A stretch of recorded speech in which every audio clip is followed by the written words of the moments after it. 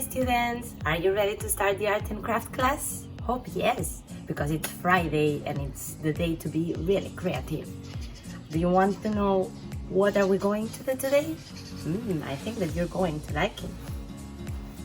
We're going to do a beautiful bird. Do you like it? It's very beautiful and it's made of papers. I didn't draw it. It's all papers pasted one on the other. Do you like it?